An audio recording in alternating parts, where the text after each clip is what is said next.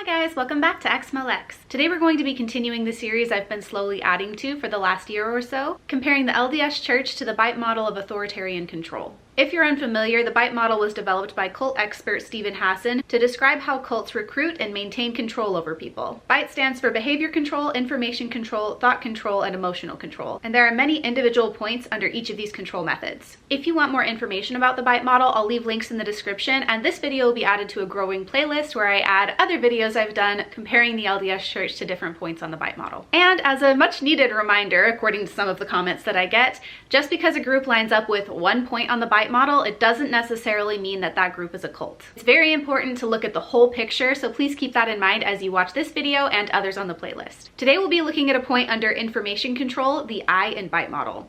Extensive use of cult-generated information and propaganda. If you've ever been a member of the LDS Church, I'm sure that quite a few things come to mind for you. As somebody who was raised in it, I can tell you that I've never been a part of any other group where they published so many pamphlets, magazines, books, etc. The church has had many official magazines over the years, including the Liahona, Improvement Era, The Instructor, Young Women's Journal, Ensign, Relief Society Magazine, BYU Studies Quarterly, The Friend, Juvenile Instructor, New Era, and The Seer. And then there's the proclamations. If you're familiar with Mormonism, you've probably heard of the family, a proclamation to the world. It's framed on the wall in many Mormon homes. But there are others, like the restoration of the fullness of the gospel of Jesus Christ, a bicentennial proclamation to the world, which, just like the full name of the church, is quite a mouthful.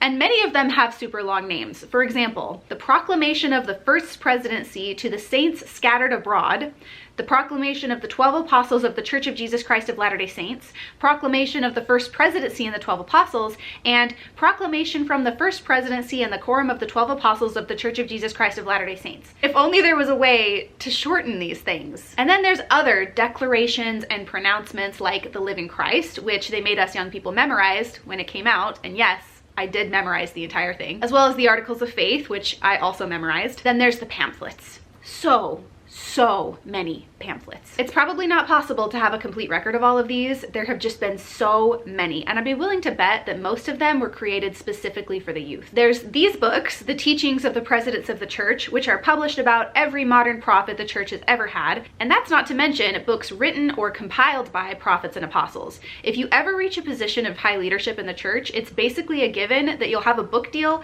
where you write something for the church's publishing company. And we can't forget Mormon ads. If you grew up in the 80s and 90s, you'll vividly remember these. If they weren't hanging on your own walls, they certainly were in one of your relatives' houses, or at the very least in your seminary class. These are burned into my brain. Church propaganda posters to scare children. I had to highlight this one in particular about having doubts because it stuck out to me, especially in the context of this video. Then there's General Conference. Mormons have this meeting twice a year, 5 two-hour meetings per conference for a cumulative 20 hours per year. The speeches given during these meetings will be published on the church's website in written, audio, and video format. Then they'll be reprinted and used in church magazines and quoted in future general conferences, church lesson manuals, seminary lessons, and sacrament meeting talks. As a Mormon, you get used to hearing the same things over and over and over. All the youth classes have a theme or some sort of declaration that they usually have to memorize, and that is often printed out and handed out during class. There's a young women's theme, a young men's theme, and a set of gospel standards for the primary. And in case all of that wasn't enough, there's the keystone of the religion, the Book of Mormon itself. It has been printed a staggering 192 million times. And in case you needed to be reminded, there are only about 17 million Mormons, and probably half of them that are even active.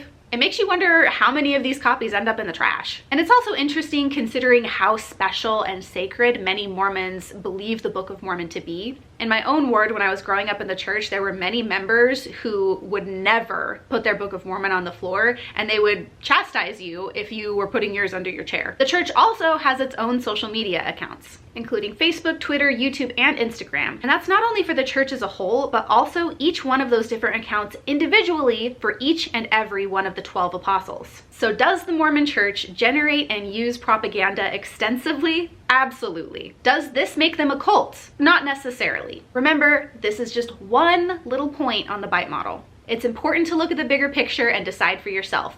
But from all of the points that we've looked at so far, what do you think? In my opinion, there have been plenty of red flags. But don't take my word for it. Let me know what you think. Thank you guys so much for watching, and special thank you to my patrons for supporting the channel. I love you guys so much. Thank you for all your support. Extra special thank you to Amy, Doug Davis, and NJ for supporting at the Demon tier on my Patreon. You guys are the best. If you guys would like to support my channel, there are links to do so in the description below, as well as links to all my other social media if you want to see more content. Thank you so much for being here, and I'll see you guys in the next one.